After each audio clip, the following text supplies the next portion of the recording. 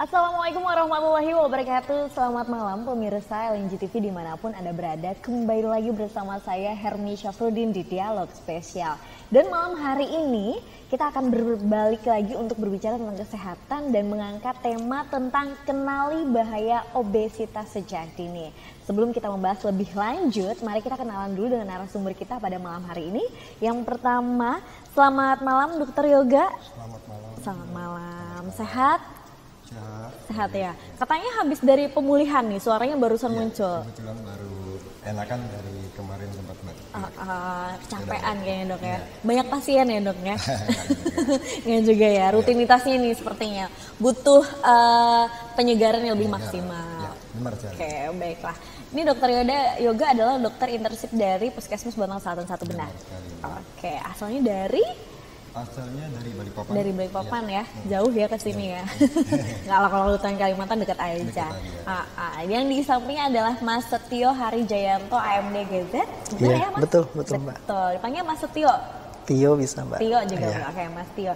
Mas Tio ini adalah nutrisionis Puskesmas Bontang Selatan 1, benar ya? Iya. Oke, baiklah. Saya udah mulai bertanya-tanya nih, sebenarnya nutrisionis itu apa profesinya? Tapi sebelum itu kita ngobrol dulu sama Dokter Yoga. Dokter Yoga, kita kan ngambil tema malam ini adalah kenali bahaya obesitas sejak dini ya. Kita udah tahu pemerintah dari secara umum juga ada program yang cerdik itu untuk cek kesehatan rutin dan sebagainya. Nah, salah satu penyakit yang di dalamnya adalah obesitas nih. Apa sih sebenarnya obesitas itu? Kan kalau misalnya kita masyarakat umum taunya kelebihan berat badan, tapi nggak tahu nih lebih sekilo apakah dimaksudkan obesitas, lebih 2 kilo atau seperti apa, boleh dijelaskan? Baik, terima kasih Mbak. Jadi obesitas itu adalah suatu orang awam menyebutnya kegemukan ya. Kegemukan. Berat badan. Betul. Jadi dalam dunia kedokteran, obesitas itu kita ketahui sebagai suatu penyakit atau suatu gejala di mana itu terjadinya ketidakseimbangan dalam tubuh kita itu antara asupan energi makanan, energi yang kita makan dengan jumlah energi yang kita keluarkan. Contohnya seperti beraktivitas, itu terjadi ketidakseimbangan di mana nantinya dalam suatu periode tertentu tersimpan di dalam tubuh sebagai sel lemak.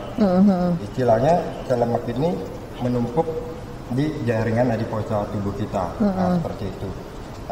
Menumpuknya sel lemak ini ke depannya dalam suatu waktu tertentu dia akan disimpan dalam tubuh sebagai bentuk namanya trigliserida, Mbak. Seperti itu. Jadi trigliserida ini pada pemeriksaan-pemeriksaan tertentu laboratorium itu bisa didapatkan hasil yang tidak normal atau abnormal. Itu bisa menyebabkan suatu gejala dari obesitas sendiri, seperti itu. Oke. Berarti obesitas sendiri lebih banyak pemasukannya daripada pengeluarannya ya? Iya, pemasukannya dia lebih banyak, tidak seimbang dengan pengeluarannya. Betul. Seperti itu. Kalau misalnya dari penjelasan Dokter Yoga nih ya, ini kan tadi bilangnya penyakit atau gejala nih. Berarti bisa menjadi obesitas ini menjadi pintu dari penyakit-penyakit selanjutnya. Benar sekali, Mbak. Obesitas ini sebenarnya bukan suatu penyakit ya. Dia menjadi masalah yang menyebabkan kedepannya menjadi suatu penyakit. Nah, contohnya seperti obesitas ini bisa menimbulkan banyak sekali contoh-contoh penyakitnya seperti diabetes mellitus atau orang awam menyebutnya kencing manis. Nah, seperti itu. Obesitas juga bisa menyebabkan kedepannya penyakit kardiovaskular seperti contohnya penyakit jantung koroner, penyakit vaskular, penyakit stroke dan sebagainya. Nah, obesitas ini, kegemukan sendiri ini juga bisa menyerang pada anak-anak biasanya. Oh, anak-anak juga bisa? Anak-anak juga bisa. Karena obesitas ini sifatnya bisa mengenai oleh siapa saja, kalangan tertentu, dari anak-anak, remaja, dewasa, dan lansia pada umumnya, seperti itu. Kalau hitungan ikan tadi ada anak-anak bisa kena, dewasa juga bisa. Kalau hitungan bayi atau batita itu bagaimana? Hitungan bayi batita itu tergantung dari orang tuanya. Bagaimana dia memprogram ASI eksklusifnya. Contohnya bayi usia 1 bulan 2 bulan, dia mendapatkan ASI eksklusif kan sampai dengan 6 bulan. Betul. Nah, seperti itu. Apabila ibu dari balita tersebut sudah memberikan ASI eksklusif ditambah dengan pemberian susu formula. Pemberian susu formula yang tidak sesuai takaran atau berlebihan itu menyebabkan anak tersebut besarnya tumbuh dengan obesitas. Seperti itu. Berarti bayi pun juga bisa ya dok ya? Bayi juga bisa. Apalagi dengan riwayat kedua orang tuanya memiliki riwayat gangguan obesitas. Otomatis kemungkinan besar 80%-nya itu menentukan anak tersebut bakal tumbuh sebagai obesitas. Obesitas juga. Oh, berarti kalau misalnya ayah ataupun ibunya punya riwayat misalnya berlebih atau kita taunya gemuk ya, gemuk berarti kemungkinan besar anaknya juga bisa gemuk. Kemungkinan besar seperti itu. Oke, baiklah. Sebenarnya penyebab dari obesitas itu apa aja sih dok? Nah, penyebab dari obesitas itu sangat beragam, Mbak. Banyak sekali. Yang pertama itu dari faktor genetik. Genetik, Genetik itu sendiri dalam artian orang tua 80% itu ditemukan bapak ibunya dengan gangguan obesitas, 80% anaknya akan mengikuti besarnya akan tumbuh dengan obesitas berat badan yang lebih. Nah, seperti itu. Nah, apabila orang tuanya misalkan salah satu dari orang tuanya misalkan bapak atau ibunya mengalami obesitas atau berat badan berlebih, sekitar 40%-nya anaknya yang akan obesitas. 60% sisanya kemungkinan tidak. Seperti itu. Oke, baiklah. Selain faktor genetik apalagi penyebabnya? Selain faktor genetik juga ada dari faktor lingkungan. Lingkungan Itu contohnya bagaimana, Mbak? Misalkan ada dalam suatu adat atau budaya tertentu ya, yang kita tahu sendiri, gemuk itu menjadi semacam budayanya mereka. Subur dalam arti subur seperti itu. Nah, kalau dalam dunia segi kedokteran atau kesehatan berat badan berlebih juga tidak baik ya. Betul. Nah, seperti itu. Kemudian faktor-faktor gaya hidup, misalkan pola makannya bagaimana. Misalkan kalau anak ini dari kalangan remaja, otomatis dia kan bisa jajan sembarangan anak-anak sekolah seperti itu. Tidak terkontrol ya? Tidak terkontrol istilahnya seperti itu. Menjaga pola makannya. Kemudian juga ada faktor dari obat-obatan, Mbak. Oh, obat-obatan ada itu yang efek sampingnya? Efek sampingnya yang istilahnya membuat dia obesitas, berat badan berlebih. Contohnya salah satunya penggunaan obat-obat kencing manis, Mbak, diabetes mellitus salah satunya menyebabkan efek samping berat badan berlebih, obesitas seperti itu. Dengan juga ada juga penyakit-penyakit kelainan tertentu, misalkan seperti penyakit-penyakit hormon, seperti contohnya Cushing syndrome. Itu di mana dia menggunakan terapi hormon tersebut akan menyebabkan kedepannya dia menjadi obesitas. Juga seperti orang-orang dengan penyakit hipotiroid, seperti itu. Betul. Itu dia pasti obesitas. Berarti ada efek samping dari pemakaian obat ya. Oke, baiklah. Itu udah macam-macamnya nih. Faktor risiko dari obesitas sendiri apa itu? Sebenarnya obesitas ini bukan merupakan suatu faktor risiko ya, Mbak. Bukan.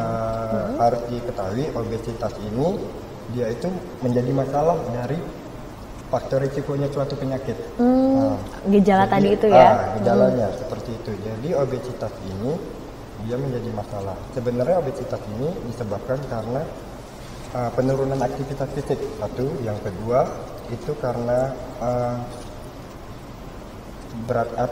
makan yang berlebihan, asupan energi yang masuk itu berlebihan. Nah, jadi berat badan yang berlebihan atau obesitas ini faktor risikonya sangat banyak sekali.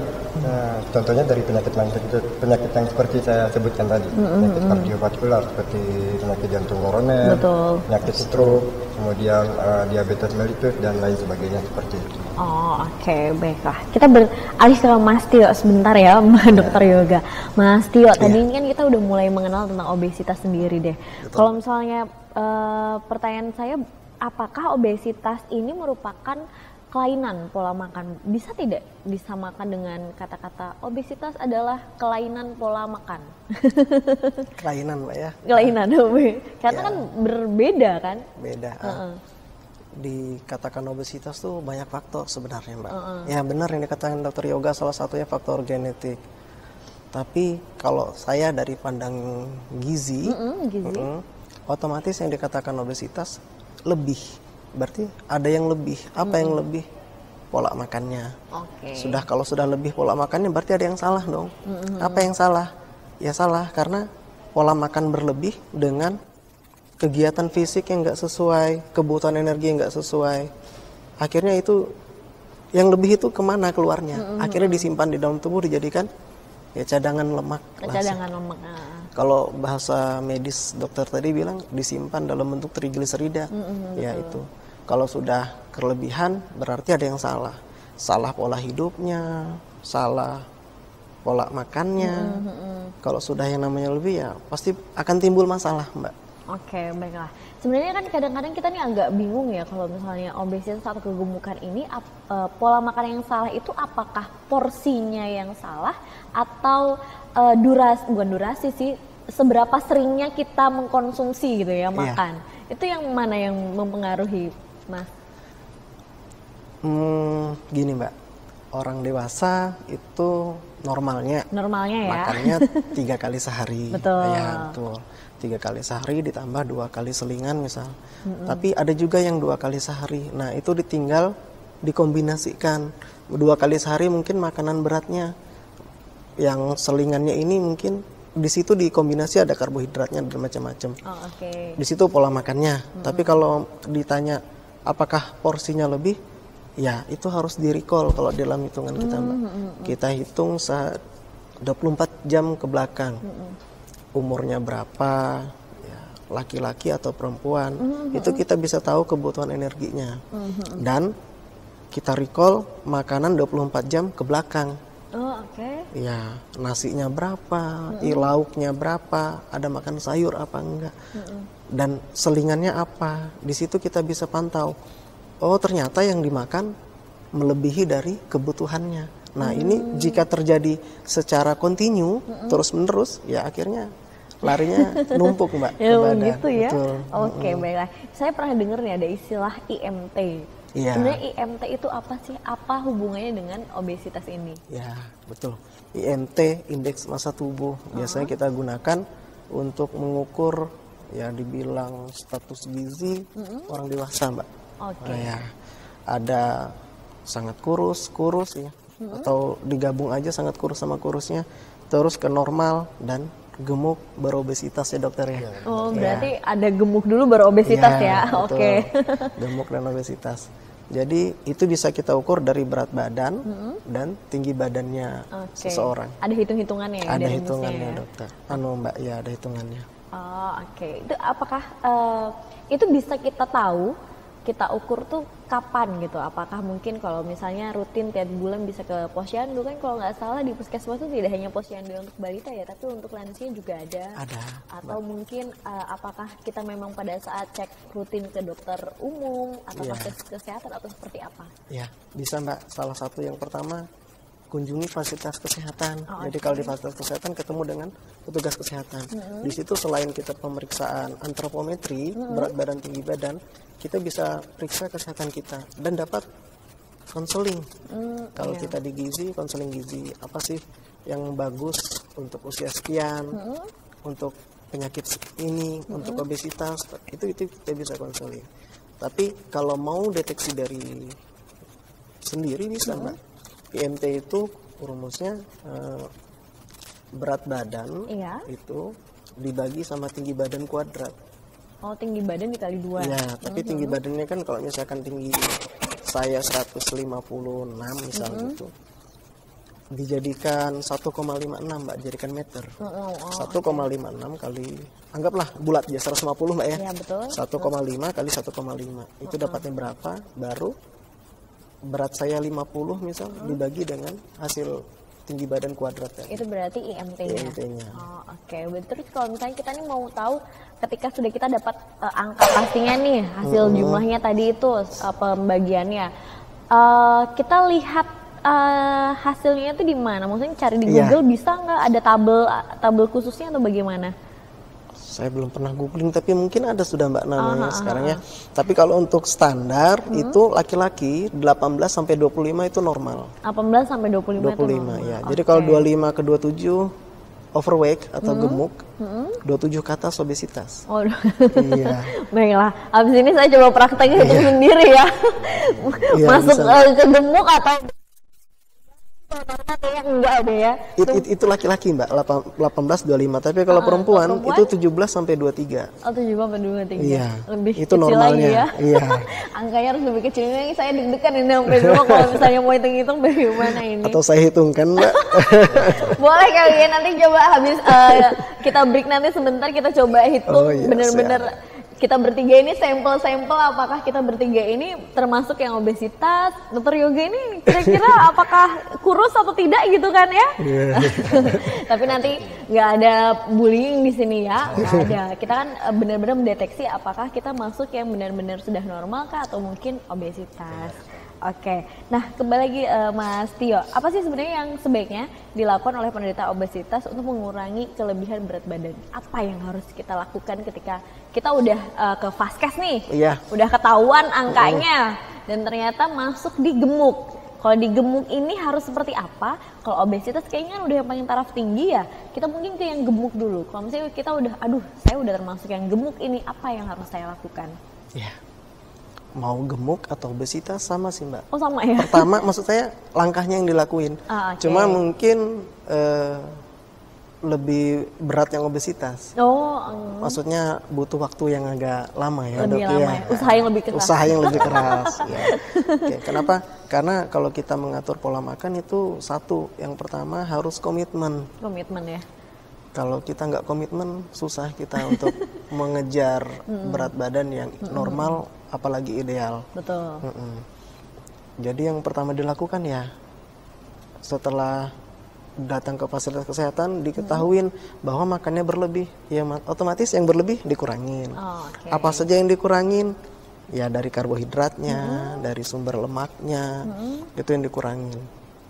Mbak, kalau sayur dan buah itu tidak terlalu beresiko untuk obesitas malah sangat dianjurkan perbanyak makan sayur dan buah. Tapi beda penanganan kalau untuk anak-anak yang obesitas. Kalau untuk dewasa kita betul-betul ngurangin kalorinya, karbohidrat, lemak gitu ya. Nah, tapi kalau untuk anak-anak kita perlu pantau tinggi badannya karena anak-anak masih naik tinggi badannya. Jangan sampai karena dia obesitas kita kurangi makannya akhirnya tumbuhnya nggak jadi terhambat. Betul. Jadi untuk masalah anak-anak beda penanganan sama untuk orang dewasa. Karena kita harus tetap perhitungkan masa pertumbuhannya. Itu tadi Mbak. Baiklah. Ini sebenarnya yang saya salutkan dari pemerintah karena benar-benar bekerja sama dengan pihak sekolah ya. Iya, betul. Dengan adanya itu sangat terbantu sekali. Saya lihat ketika sebagai masyarakat umum, petugas kesehatan yang datang ke sekolah meminta sedikit waktu ya dari Bapak Ibu guru untuk melihat kontrol. Saya lihat itu tidak hanya telinganya juga dicek, matanya juga dicek, tinggi badan, dan itu ternyata benar-benar di follow up ya. Iya, betul benar-benar langsung, bahkan kalau misalnya ternyata matanya bermasalah langsung diberikan surat rujukan. Betul. Itu sangat terbantu sekali ya. Kalau menurut Mas Tio sendiri pernah menemukan tidak misalnya datang ke sekolah atau menemukan anak yang benar-benar ini obesitas ini? Iya, Mbak, kalau saya pengalaman ke sekolah kita memang kalau dari gizi kita ngukur berat badan, tinggi badan. Betul. Ya, jika memang ada yang ditemukan sepertinya bermasalah, ya, kita buat rujukan ke puskesmas, ke poligizi untuk obesitas. Saya sudah pernah dapat rujukan untuk anak obesitas poli ke puskesmas dari sekolah. Oh gitu. Sudah ada pasien saya, Mbak. Jadi kita cerita, saling cerita di situ, terbuka, anaknya terbuka dan dia memang komitmen yang kuat. Dia sudah ini sudah itu tapi berat badannya tetap Tetap. Ya, jadi mungkin di situ butuh kita yang hadir sebagai motivator lah Mbak. Jadi istilahnya jangan putus asa, jangan menyerah. Karena kadang mereka sudah berusaha, tapi mungkin ada yang keliru usahanya. Jadi hasilnya nggak maksimal. Di situ tugas kita meluruskan dan tetap memberikan motivasi buat adik-adik yang sekolah yang mau perbaiki berat badannya. Oke, Gitu, baiklah. Itu sebenarnya obesitas itu lebih mudah mana ketika kita sebenarnya agak bingung ya, usia SD, SMP itu kan mereka memang masih naik nih. Kalau SMA itu apakah masih bisa kita ratakan dengan SD dan SMP yang masih tumbuh kembang, masih bisa bertahap, atau memang udah masuk kategori dewasa yang mungkin tinggi aja udah nggak akan nambah-nambah lagi nih? Iya, dokter kalau tinggi badan kira-kira usia berapa namanya stopnya itu dok? Mau menambahkannya dari Martia penjelasannya, baik kalau dari anak sekolah SMA itu biasanya pertumbuhan beberapa orang tertentu masih bisa ada. Oh masih ada, tapi kayaknya nggak semua gitu ya? Nggak semua. Biasanya pertumbuhan dalam dunia kedokteran itu biasa maksimal seseorang itu bertumbuhnya maksimal itu di usia 18, kisaran 18 sampai 20 tahun itu masa terakhir dia tumbuh kembang. Oke, baiklah. Di atas itu pertumbuhannya sudah permanen. Udah nggak bisa tumbuh.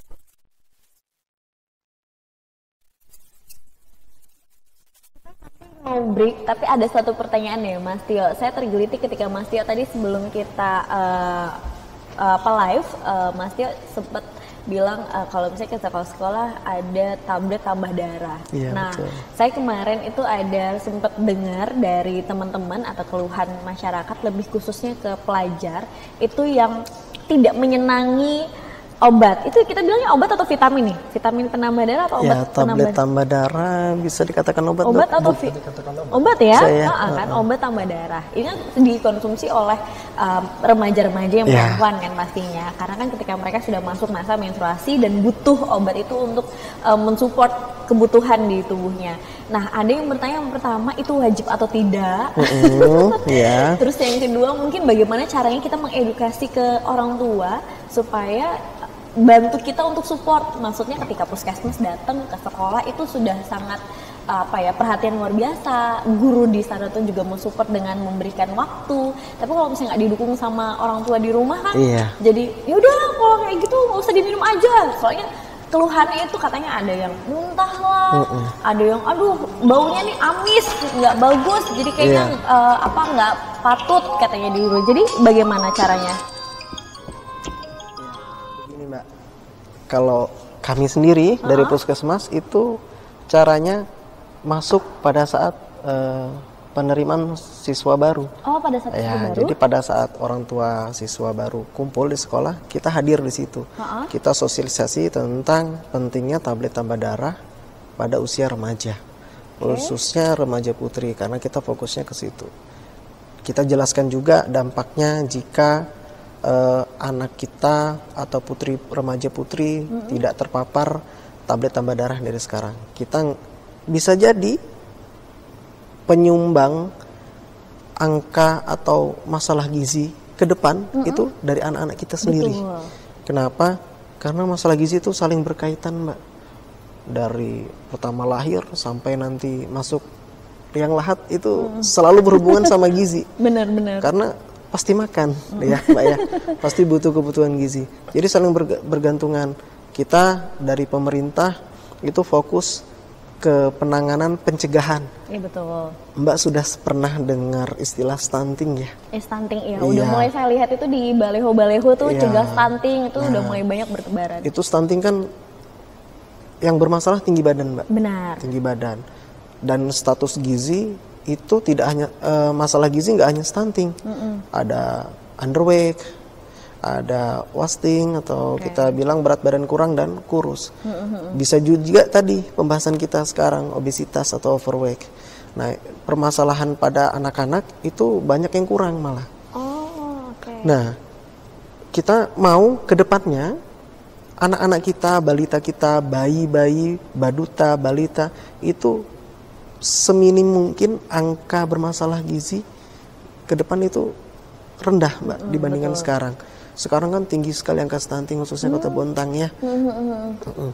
Jadi kita cegah dari 1000 HPK-nya, 1000 hari pertama kehidupan. Dari sejak ibu hamil sampai anak usia 2 tahun. Mundur lagi ke belakang pada saat wanita usia subur. Ya bisa jadi tadi dari remaja putri. Kita sudah backup duluan dengan tablet tambah darah. Tablet tambah darah tujuannya supaya remaja putri kita ini nggak ada yang anemia. Betul. Jadi saat ketika dari remaja kita udah ngebekalin mereka, lalu nanti saat mereka udah dewasa jadi wanita dewasa, siap untuk tumbuh untuk produktif. Betul, Mbak. Akhirnya bisa tercover semua itu ya. Dan mereka sudah tertanam mindset di dalam mereka sejak sekolah bahwa oh ini loh berpengaruh saat saya nanti berkeluarga, saat saya nanti punya anak. Gitu. Gitu, berarti Mbak. memang benar-benar harus disediakan ruang khusus supaya dari puskesmas bisa berbicara langsung dengan orang tua ya pastinya ya. Dan faktor terbesar Mbak, anak-anak balita sekarang yang bermasalah gizi, entah itu berat badannya kurang, tinggi badannya kurang, atau dia kurus, itu faktor ibunya pada saat remaja jarang sarapan, HB-nya rendah, anemia. Jadi dari situ kita sudah backup duluan sekarang. Mudah-mudahan beberapa tahun nanti ke depan kita bisa rasakan hasilnya dari usaha kita yang sekarang. Dicari studi kasus sendiri ya. Ternyata permasalahannya itu background dari pada saat remaja, dia anemia, kekurangan darah dan caranya adalah dengan memberikan obat penambah darah di sekolah. Baiklah, semoga pemirsa LNG TV atau mungkin orang tua yang di rumah yang sedang menonton dan sudah tahu bahwa ternyata remaja putrinya di rumah itu mengonsumsi minimal berapa sih Mas Tio diberikannya itu per berapa? 1 minggu 1 tablet. 1 minggu 1 tablet ya. Biasanya kalau nggak salah diberikan di UKS, nanti dari UKS itu kader UKS itu yang memberikan ya. Penanggung jawab atau guru UKS-nya biasanya setiap hari apa kesepakatan sekolah ada jam minum tablet tambah darah. Yang bisa dikonsumsi bersama-sama ya. Iya, sama-sama. Karena kalau misalnya dibawa pulang tuh belum tentu diminum. Nah, itu yang kita nggak bisa kontrol, Mbak. Agak susah dikontrolnya. Oke, baiklah pemirsa LNG TV, kita masih banyak berbicara tentang obesitas. Untuk itu jangan kemana-mana, tetaplah bersama kami.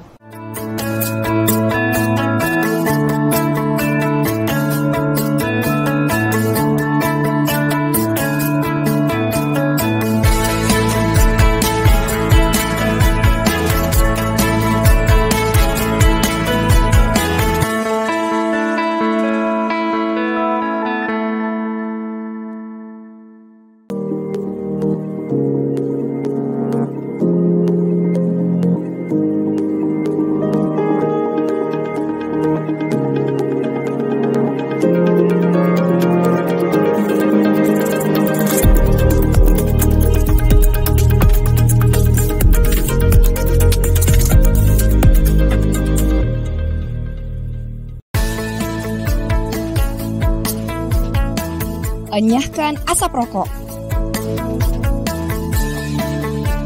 Tahukah Anda, di dalam satu batang rokok mengandung berbagai macam racun?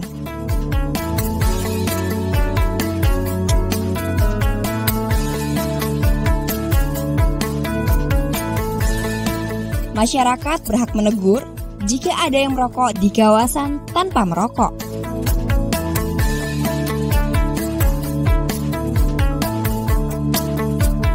Berikut tips yang dapat Anda lakukan untuk berhenti merokok. Kuatkan niat, bulatkan tekad, minta bantuan kerabat dan keluarga, jauhi lingkungan para perokok, banyak minum air putih, cari kesibukan lain, atur target waktu kapan Anda akan berhenti merokok. Jika Anda berniat berhenti merokok, maka jangan anggap itu sebagai pengorbanan. Anggaplah hal tersebut sebagai langkah untuk meninggalkan hal-hal yang tidak bermanfaat.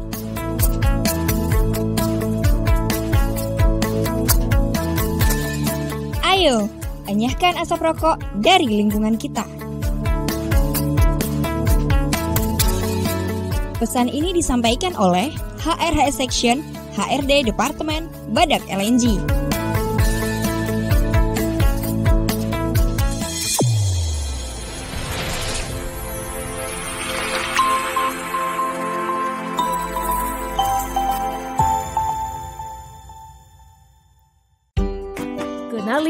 alat pelindung diri plus.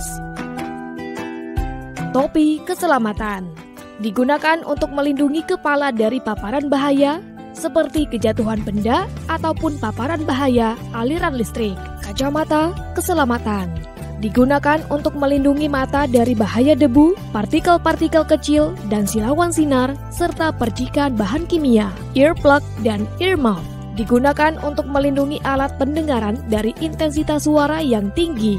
Earplug dapat mengurangi intensitas suara hingga 10-15 desibel, sedangkan earmuff dapat mengurangi hingga 20-30 desibel. Masker dan respirator digunakan untuk melindungi hidung dan mulut dari resiko bahaya seperti asap solder, bau bahan kimia, debu, dan gas.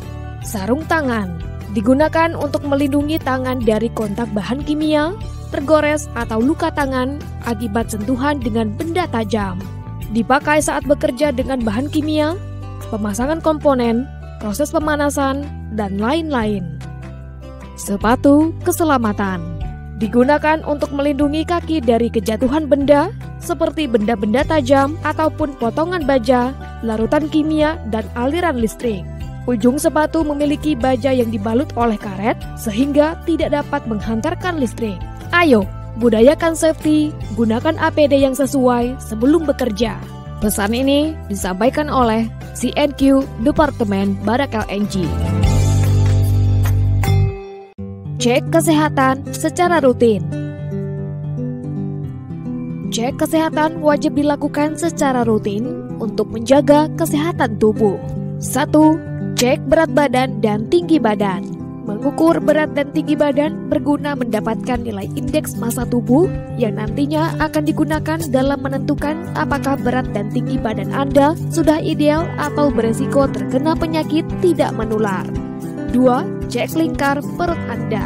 Lemak perut jika berlebihan akan memicu masalah kesehatan yang serius seperti serangan jantung, stroke, dan diabetes. Batas aman lingkar perut untuk pria adalah 90 cm dan wanita adalah 80 cm. 3. Cek tekanan darah. Tekanan darah adalah salah satu cara deteksi dini resiko hipertensi, stroke, dan penyakit jantung. Angka hasil pemeriksaan normal jika di bawah 140/90 mmHg. 4. Cek kadar gula darah. Bermanfaat untuk menunjukkan kadar glukosa dalam darah. Hasilnya membantu deteksi masalah diabetes.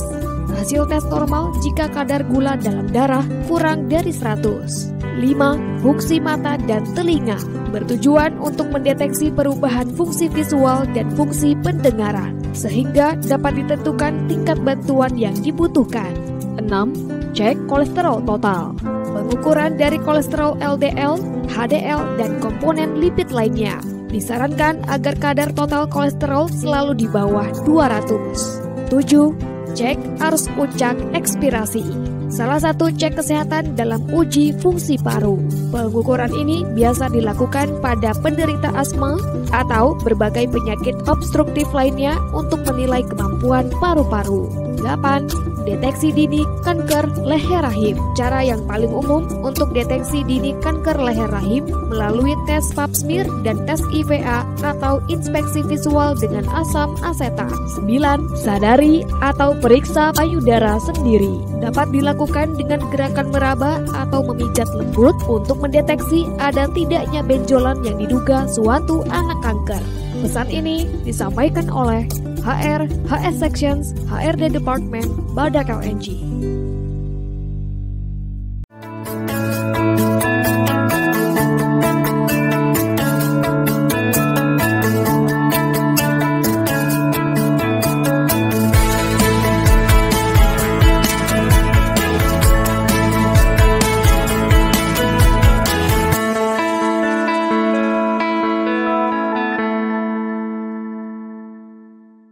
Baik pemirsa LNG TV, masih bersama kami dengan tema kenali bahaya obesitas sejak dini. Dan kita tadi sama Dr. Yoga dan Mas Tio sudah ngobrolin perkenalan dengan obesitas dan bagaimana gejala-gejalanya. Tadi kita juga sempat berbicara tentang IMT, indeks massa tubuh, benar ya? Betul. Dan kita akan mencoba menghitung benar-benar bagaimana IMT saya. Aduh, saya sebagai contoh di sini ya. Baik, caranya adalah kita harus ukur tinggi badan dan berat badan dulu ya Mas Tio ya. Betul, Oke, kalau tinggi badan insya Allah saya sih 160 kalau nggak salah. Coba nanti kita hitung 160. Di studio kebetulan krunya sudah menyiapkan timbangan. Saya akan coba untuk naik ke timbangannya. Kita cek berapa berat badan saya. Ini live ya, langsung kita lihat. Oke, di sini beratnya 59 ya dok ya? 59. Oke, 59 beratnya. Jadi tadi rumusnya adalah 59 dibagi tinggi badannya, tapi tinggi badannya jangan sentimeter ya? Iya, dirubah meter. Diubah ke meter, berarti 1,6. 1,6 kuadrat, berarti maksudnya 1,6 kali 1,6. Iya. Berarti 59 dibagi 2,56. Betul. Hasilnya setelah kami hitung-hitung tadi adalah 23,04. Nah, ini kalau kategorinya ideal. Boleh kamera bisa di zoom ya. Ini adalah hasil hitung-hitungannya. Apakah bisa terlihat? Oke, kita bisa cek sama-sama di bawah. Terlihat di sini hitungannya 59-nya harus dijadikan kilo, di bawahnya ini sentimeternya diubah jadi meter. Hasilnya ketemu 23,04. Oke, nah sip, udah lebih jelas. Di sini hasilnya 23,04 untuk tubuh IMT wanita yang ideal itu adalah 17 sampai 23. Oke, 17 sampai 23. Karena hasilnya adalah 23,04, berarti masih ideal ya.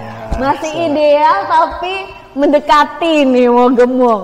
Berarti ada hal-hal yang harus saya lakukan ini ya, mengurangi jumlah pemasukan daripada pengeluaran, atau bisa meningkatkan aktivitas ya? Bisa ya. Berarti nggak hanya pola makannya aja yang kita atur, tapi aktivitas kita diperbanyak lagi. Salah satunya olahraga. Betul. PR saya benar. Ini PR saya dari zaman dulu memang itu Mas Tio. Oke, kita beralih ke Mas Yoga. Mas Yoga, tadi kan kita udah tahu kalau misalnya obesitas itu tidak hanya bisa orang dewasa, tapi anak-anak juga, bahkan balita pun juga bisa ya. Apa sih sebenarnya dampak obesitas selain akan munculnya penyakit-penyakit yang lain? Dampak obesitas bisa ditimbulkan biasanya ya pada anak-anak maupun kalangan remaja ataupun orang dewasa itu sangat beragam sekali. Ya, pertama ya salah satunya kita nggak mengenal umur ya.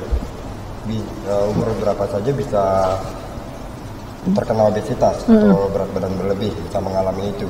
Nah, hal-hal yang kedepannya bisa ditimbulkan dari gangguan obesitas ini, itu ya salah satunya penyakit-penyakit tertentu. Yang pasti penyakit-penyakit tertentu, misalkan seperti yang saya sebutkan di awal tadi, penyakit kencing manis atau diabetes, kemudian penyakit kardiovaskular, jantung, koroner, seperti itu biasanya pada orang-orang dewasa. Apabila orang-orang dewasa itu pada umumnya kan tidak jarang sudah karena usia yang semakin tua, benar sekali, dia semakin menambah asupan makan, energinya, dan mengurangi aktivitas fisik, contohnya olahraga seperti itu.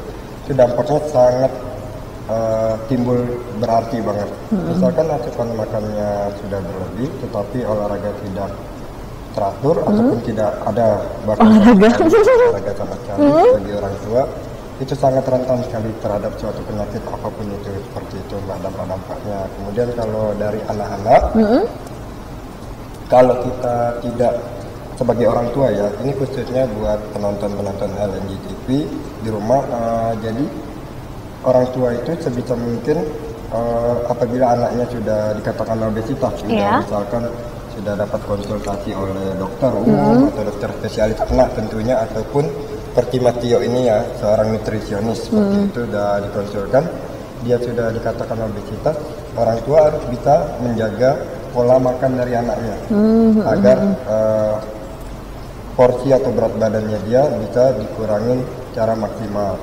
Karena apa? Anak-anak sekolah pada umumnya biasanya apabila dia obesitas itu sangat sekali berpengaruh terhadap IQ-nya. Oh, oke. Dalam artian saya pernah mendapatkan sebuah penelitian, itu pun dari teman saya semasa kuliah ya. Orang dengan obesitas dengan kejadian obesitas dengan anak-anak sekolah pada umumnya SD atau SMP itu sangat berpengaruh. Dari proses belajarnya dia sangat berpengaruh sekali. Orang dengan obesitas itu menjadikan dia belajarnya itu IQ-nya tidak efektif seperti itu. Nggak maksimal ya. Ditimbulkan. Mungkin karena kalau misalnya kita terlalu banyak mengonsumsi karbohidrat kan efeknya adalah ngantuk ya. Ngantuk betul sekali. Di sekolah kita tidak bisa menunjukkan.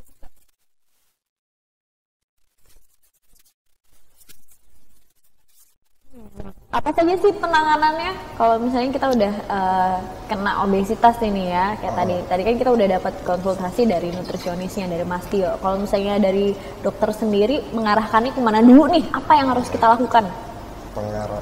Penata ya dari dokter sendiri itu pun kami tidak memberikan obat secara langsung. Pada umumnya kan ada memang obat-obat untuk menurunkan kadar lemak di dalam tubuh. Ada. Tapi itu sangat tidak efektif di dalam dunia kedokteran. Kami lebihnya menganjurkan dengan pola gerakan hidup masyarakat sehat ya, Mas, contohnya makan buah-buah, sayur-sayuran, itu kita prioritaskan dengan aktivitas fisik. Dalam seminggu kita bisa harus melaksanakan, baik itu kalangan remaja ataupun orang dewasa, bisa melakukan aktivitas fisik maupun itu jalan santai, jalan atau lari-lari kecil, ataupun yang berat dalam seminggu itu sebanyak maksimal 3 kali dalam seminggu selama 30 menit. 30 menit ya. Dalam menurunkan absorpsi lemaknya di dalam tubuhnya ya, seperti itu.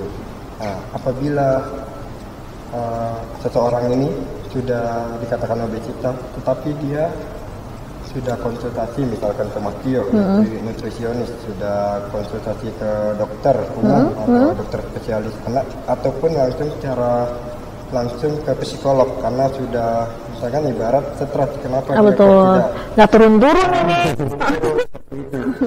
Padahal sudah melakukan diet yang secara benar, seperti itu, sudah menganjurkan anjuran dokter secara benar. Itu biasanya dari dokter pilihan terakhirnya dengan operasi semacam pengangkatan lemak semacam ya. Itu pun juga jarang dilakukan kebanyakan pada masyarakat ya.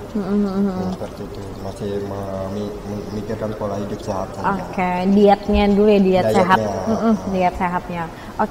Dok, sebenarnya bagaimana sih untuk kita ya, itu kan kalau misalnya kita udah terkena ya, maksudnya udah tahu kalau misalnya kita obesitas nih, itu adalah langkah yang harus kita lakukan. Tapi untuk mencegah, mumpung belum. Apa yang sebenarnya harus kita lakukan kalau misalnya anjurannya untuk dari kesehatan? Baik, kalau dari segi kesehatan ya, kita mau mengarah, berat badan saya kok sekian, saya tanda-tanda akan gemuk ini. Ya, kita bisa lakukan ya untuk teman-teman di rumah, bisa, yaitu yang pertama saya sebut tadi ya, pola hidup sehat itu terutama.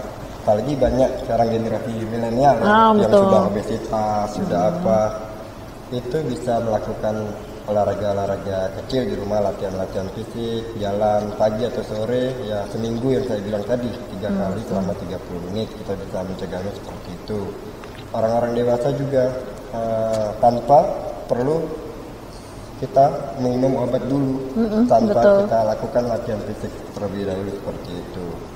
Kemudian kalau mencegah ibu-ibu yang mempunyai balita ya, ini khususnya ibu-ibu ini sebenarnya harus disosialisasi oleh puskesmas atau pelayanan kesehatan lainnya ya, misalkan seperti itu, agar diedukasi bayi-bayi, balita-balita yang masih mendapatkan ASI eksklusif dan masih melaksanakan pemberian susu formula, itu harus diedukasi bagaimana cara memberi susu yang benar, takarannya seperti apa, agar kedepannya kan banyak ibu-ibu yang susunya habis misalkan, seharusnya takarannya sudah cukup segitu dalam sehari.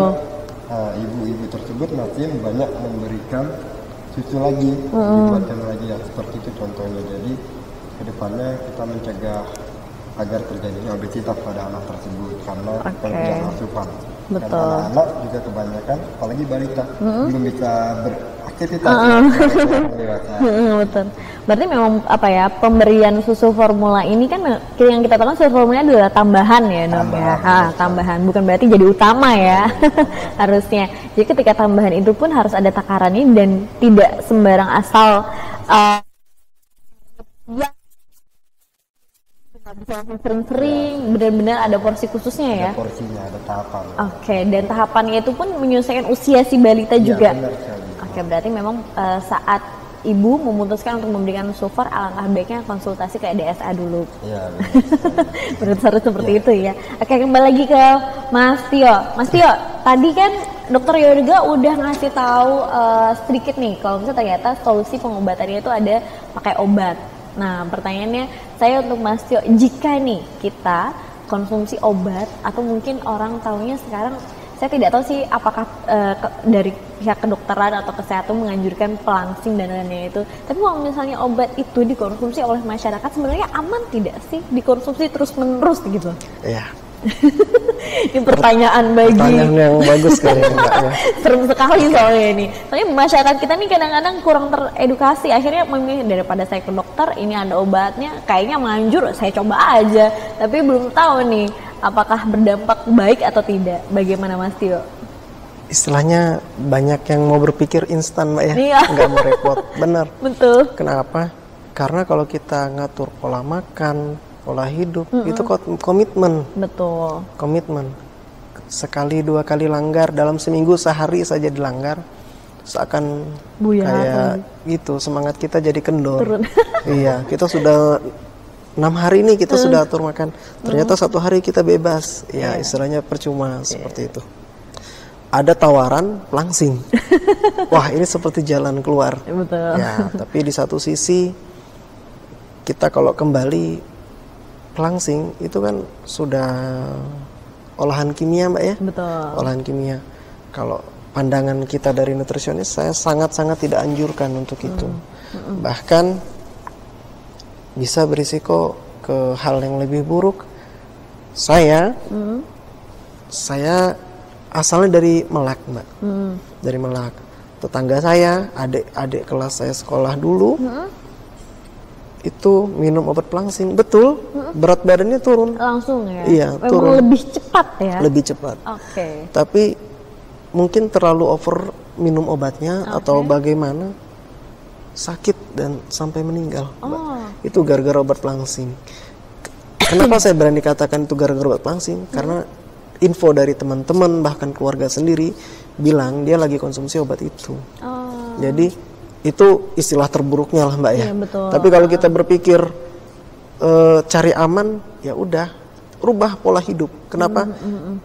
Selain kita merubah pola hidup kita dari yang tidak baik menjadi lebih baik, ini juga bermanfaat untuk kita menurunkan berat badan, badan kita jadi terasa segar, nggak gampang ngantuk. Betul. Istilahnya banyak hal positif, bonus-bonusnya yang kita dapat Mbak. Orang obesitas itu ditandai dengan perutnya.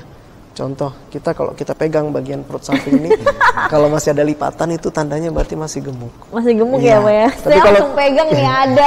Tapi kalau kita sudah pegang nggak ada lipatan itu sudah bagus buat badan kita. Sudah. Istilahnya itu deteksi ini aja sih Mbak, guyonnya ya. Betul. Tapi, nah, dan satu lagi, obesitas itu lebih cenderung ke perut kan Mbak ya, yang besar. Perut itu tempatnya penyakit. Hampir segala jenis penyakit itu asal muasalnya dari perut. Betul. Jadi kalau kita mau perbaikin sekalian, atur gizinya, atur gaya hidupnya, atur pola makannya, sedikit-sedikit pesan fast food, makan cepat saji, itu tinggi-tinggi sekali kalori itu. Tinggi sekali kalorinya kalau kita mau hitung-hitungan, itu tinggi sekali kalori. Kita sangat nggak anjurkan. Atau lagi minuman yang lagi Ngehit sekarang ya, lagi rame ya. Taiti dan lain-lainnya ya, dengan merek ABC. Tidak mendidik sebenarnya itu, Mbak. Memang ditawarkan dengan rasa yang varian. Betul. Ya, justru itu yang tinggi kalori. Makanya kita kontrol dari masa remaja, karena masa remaja ini pengen coba-coba, ada hal yang baru, coba buka, ikut. Ada yang di sana baru buka, ini langsung ke sana. Ya, jadi di situ kita mau kenalkan dari remaja bahwa mana sih makanan yang bisa menunjang untuk kesehatannya ke depan. Karena nanti panen itu pada saat usia dewasa, Mbak. Remajanya makannya amburadul lah, apa saja lah. Nanti dewasa dipanennya, ditumbuk. Bahkan ada yang belum sempat dewasa sudah dipanen saat remaja. Makanya jangan heran kalau lihat anak-anak usia 11 tahun sudah diabetes. Ya dok ya, sekarang anak-anak sekarang ada yang obesitas, diabetes. Padahal usianya masih muda. Kalau kita pikir ya seperti itu dok. Mbak, dan coba lihat anak-anak remaja sekarang banyak yang sudah beruban. Itu bisa jadi karena faktor pola makan. Jadi selnya bertambah jadi cepat lebih tua. Gitu. Jadi ya bukan karena saya bilang situ beruban langsung sakit. Langsung iya. Berarti selnya lebih cepat. Maksud saya lebih tua daripada umur sebenarnya. Itu karena faktor pola makan yang salah. Jadi saya tidak anjurin, kalau kita dari nutrisionis sangat-sangat tidak anjurin untuk obat-obatan. Lebih cenderung ke kata dokter. PHBS-nya, germasnya, aktivitas fisiknya, pemilihan bahan makanannya, dan lebih cenderung ke buah dan sayur, Mbak. Buah dan sayur ya. Buah dan sayur. Berarti memang kalau misalnya dianjurkan mulai dari usia, kan kalau misalnya anak-anak usia SD atau mungkin dari kecil sampai SD masih butuh lemak, itu masih dalam jumlah yang porsi besar ya kalau SD ya. Betul. Tapi kayaknya kalau mulai SMP, SMA tuh udah mulai berkurang lemaknya. Betul, Mbak. Harusnya begitu ya. Iya. Gini, Mbak, kalau balita itu butuh banyak makan.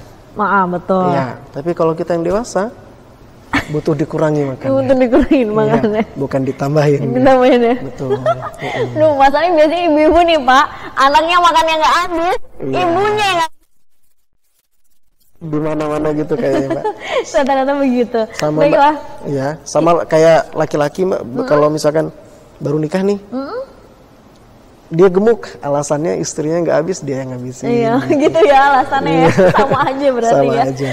Oke, baiklah, kita udah masuk di segmen terakhir nih. Iya. Mas Tio, boleh dikasih tahu apa pesan dan harapannya mungkin untuk masyarakat Kota Bontang pada umumnya? Ya, harapannya semoga dengan apa yang diinginkan kita semua dilalui dengan program-program pemerintah yang sudah berjalan, khususnya kita dari kesehatan sudah menjangkau ke sekolah dari tingkat SD ya dok ya, dari tingkat TK, PAUD itu sudah kita pantau berat badan, tinggi badannya, SD, SMP, SMA. Ini harapannya bisa menjadi semacam kebiasaan bahwa hidup sehat tuh seperti ini loh, seperti ini loh. Dan manfaatnya itu bukan hanya untuk diri sendiri. Manfaatnya bisa membantu negara. Apa contohnya? Dengan menurunnya status angka sakit. Mengurangi beban anggaran BPJS. Akhirnya kita bisa naik pendapatan. Produktivitas juga semakin betul, Mbak. Anak yang bermasalah gizi atau stunting pada balita itu cenderung lebih susah dapat kerjaan pada saat dia dewasa. Ya? Iya, karena dia sekarang mau jadi apa saja ditanya tinggi badan. Jadi itu secara kasarnya, Mbak ya. Tapi memang kalau dari anak-anak sudah bermasalah gizinya, cenderung ke depan dia mempunyai pendapatan ekonomi yang rendah dibandingkan anak-anak yang status gizinya baik pada saat balita. Baiklah. Itu berarti goalsnya orang tua sekarang adalah benar-benar memperhatikan tumbuh kembang anak-anaknya, Pak. Betul, Mbak. Betul. Baiklah. Dokter Yoga, silahkan menyampaikan pesan atau amanatnya ini untuk masyarakat Kota Bontang. Baik, untuk masyarakat Bontang pada umumnya dan penonton LNGTV, benar yang dikatakan oleh Mas Tio tadi ya, kita mengikuti program pemerintah yang sudah diberlakukan, yang ada. untuk menunjang kesehatan di negara kita ini ya, di negara Indonesia, di mana negara kita ini termasuk negara berkembang dengan angka kejadian contohnya stunting, gibur atau gizi buruk dan sebagainya itu sangat tinggi sekali ya di Indonesia. Makin tahun malah makin bertambah bukannya makin berkurang. Nah, harapan dari saya dengan adanya program-program pemerintah, contohnya Puskesmas tadi, seperti pemberian tablet tambah darah, pemberian makanan tambahan pada balita yang masih betul. seperti itu. Kemudian juga dalam dunia kedokteran ya, anak-anak atau remaja zaman sekarang ini kan cenderung kebanyakan tidak menjaga pola makannya dengan baik, cenderung mengalami berat badan berlebih. Itu saran kami dari dokter itu untuk menjaga pola hidup sehatnya, itu yang nomor satu, terutama pola hidup sehat. Kedua, konsumsi buah-buahan dan sayur-sayuran ya, seperti itu, konsumsi buah-buah dan sayur-sayuran, dan jangan konsumsi sembarang makanan-makanan yang mengandung kolesterol, yang ada minyak-minyaknya. boleh dikonsumsi, itu sebenarnya boleh.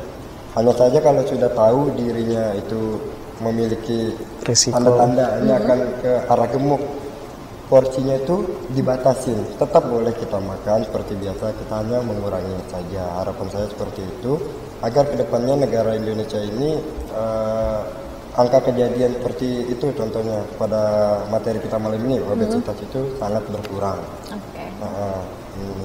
Kemudian angka-angka kejadian lainnya seperti anak-anak stunting itu sudah sangat berkurang ya Mas ya. Kita harapkan kita dalam dunia kesehatan, Kementerian Kesehatan Republik Indonesia pun juga seperti itu harapannya. Oke, baiklah. Mas Tio, terima kasih atas waktunya malam hari ini. Dokter Yoga juga terima kasih, luar biasa. Perbincangan kita malam hari ini tentang kenali bahaya obesitas sejak dini. Jadi pesannya untuk pemirsa LNJ TV dimanapun Anda berada, tadi Mas Tio menyampaikan bahwa kita butuh benar-benar komitmen untuk merubah perilaku dari gaya hidup sampai pola makan. Tapi yang terpenting adalah niatnya. Jika pemirsa benar-benar meniatkannya untuk hidup sehat, insya Allah nikmat-nikmat yang lain dari nikmat lebih bugar dan lainnya pasti akan langsung berdatangan. Baiklah. Luar biasa sekali malam hari ini, semoga dapat menginspirasi pemirsa LNJ TV dimanapun Anda berada. Kami pamit undur diri dari hadapan Anda. Saya mewakili kru yang bertugas, ucap terima kasih atas perhatian Anda. Kami pamit, wassalamualaikum warahmatullahi wabarakatuh, selamat malam.